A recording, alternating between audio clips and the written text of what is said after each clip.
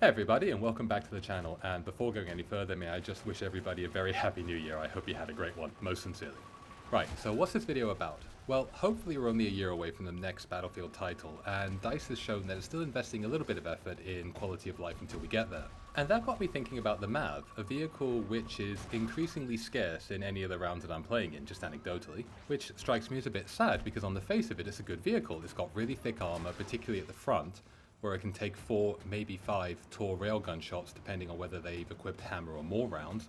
It can take 4 or 5 MBT blasts, and providing your primary anti-armor gunner is looking the right way and not trying to snipe people, you got a good chance of taking out vehicles. What's not to love about that? Also, the MAV has a couple secret tricks up its sleeve. For example, did you know that the MAV is one of 2 vehicles that can drive into a tornado and not get blown away? Try to do that with the Cav like you're seeing here and you're just going to go spinny up into the air and get wiped. This means if you play the MAV as a storm chaser, particularly going after objectives that are currently covered by a tornado, you get into this wonderful little mini sub-game that only MAVs can occupy. And like you're going to see here, there's another player that was doing the same thing that I was, and you get these really fun tornado MAV on MAV fights. I can't help but feel that this is something DICE intended from the get-go when they introduced the weather system that they have into the game, but it just never really caught on. But continuing to try to big up the MAV before I start talking about what I would like DICE to consider improving, the 50mm is okay as an anti-armor weapon. Honestly, I find the 25mm on the Cav to be more effective. Even though it's lower damage per shot, the rate of fire is just phenomenal for melting targets. But providing your driver keeps that thick armor facing the MBT to soak the damage, you put the shots into the side, into the weak points of the vehicles, and don't waste rounds on APS which are getting intercepted, you can totally beat a main battle tank. It's also pretty good at taking out infantry. A direct hit will blow them away, and like you're going to see here, you actually have pretty reasonable splash damage too.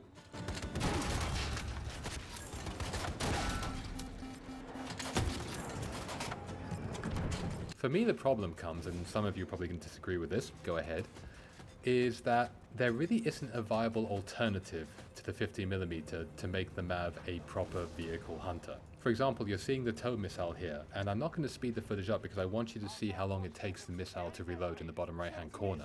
By my count, about 8 seconds, and given I need 3 missiles to take out a Wildcat, because remember the Wildcat can repair itself in between shots, that's just not really good enough to justify picking it over the 50mm, noting of course it has absolutely 0 anti-infantry capability. Equally, outside of Breakthrough, I am just not a fan of incendiary rounds. 0 capability against vehicles. I really don't like this mechanic that you have to empty the entire clip to get it to reload. It just feels to me like the MAV is missing a proper, decent anti-vehicle weapon or alternative to the 50mm. On the secondary gunner station, we do have the 20mm, which has very limited armor-piercing capability. As you're seeing here, I am firing into the broadside of another MAV. It feels like it should be a lot better than it is, but very often I end up just getting frustrated, jumping out and using my RPG. That said, a 20mm is pretty good against Nightbirds and other light-skinned vehicles if they get close enough for you to hit them. That didn't sound good. Sniper again? But to get to the heart of this video, if we want to make the MAV great again, we got to start making some changes, and that's where I want to go to in the next section on this video. Take, for example, ramming. The biggest, chunkiest vehicle in the game, when it collides with another vehicle, always goes over it. The Bolt, for example, can flip a MAV like it's an episode of Robot Wars, get right underneath it, plant its AT mines, and dust it. How does this happen every match? Literally. Now watch what happens when a Cav rams an MBT.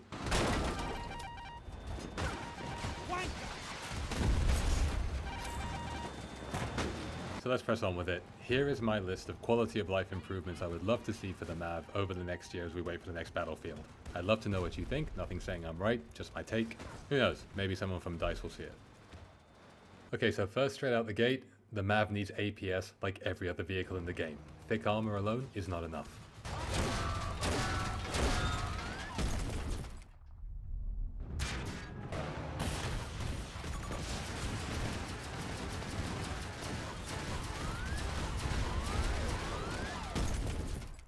I put to you that APS is the most effective weapon in the game, and it's so unfair that the Cav, the MBT, now the Wildcat, the Ram all have it, but poor old MAV doesn't. Particularly when the primary objective of the MAV is to drive onto hotly contested objectives to capture them. I mean, a Cav can drive right up to a main battle tank, give it 1,000 years of pain like you saw there, and then slap on APS and still destroy it. Combined with this, the MAV needs a decent anti-air option. All too often you're minding your own business, doing your own thing, and then you get obliterated by an airstrike out of nowhere.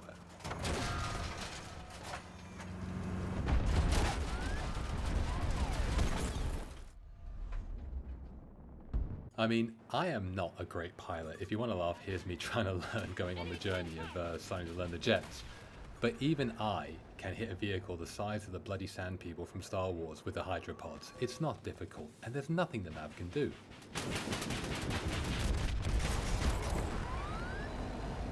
Look, I don't want to turn the MAV into a clone of the Cav, but it's just not fair. APS, 20mm flat cannon, boom. Totally different experience. There's a number of options. You could put AA missiles on it, you could put a cannon similar to the Wildcat on the top of it, maybe just toned down a bit. But relying on the cannons to shot and praying to God that you're going to get lucky isn't really a viable anti-air strategy. He's down. Now some people might be inclined to leave a comment saying, not my fault, you suck, just use the 15mm to shoot down aircraft. And yeah, sometimes you can. But be honest, for the most, if an attack heli sees you, it's all over in seconds.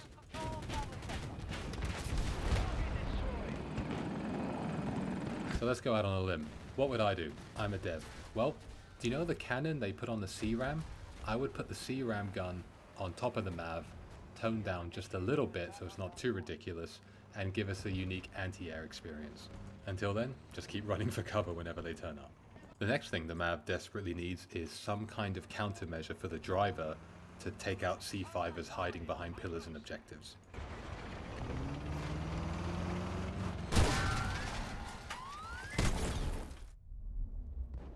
The Cav, with its explosive countermeasures, or electric smoke as I like to call it because I still maintain that Titanfall is the best game ever created by humankind, is such a godsend. Now again, I don't want the MAV to just be a clone of the Cav, I'd like them to stay unique vehicles, but we need something to balance the scales here. I mean, the only thing that comes to mind is a 360-degree flamethrower, which would be pretty awesome, but right now I settle for a turret that pitches low enough to at least shoot a C5er in the head, which the MAV currently doesn't have. The next thing that really bothers me is that an engineer cannot jump and pull themselves up on top of a MAV. You need to play parkour, find something that you can leverage to get on top.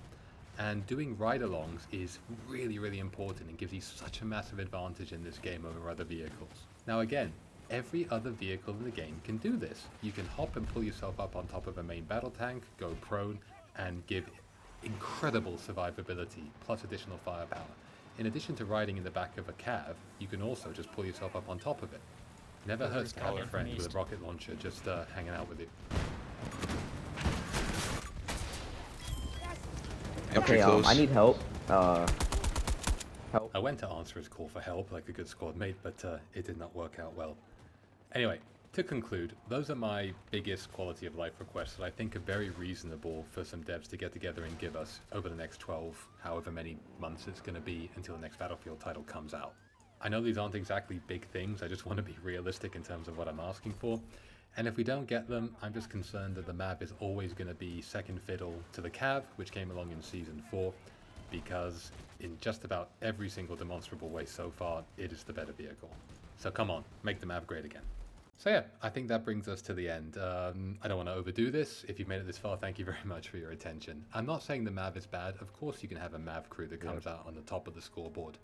It's just, it could be so much better. But to end on a high, I'll play you out with some of my favorite MAV moments with the guys. I hope you enjoy. Have a great one. See you at the next one. And again, happy 2025. Take care. Bye-bye.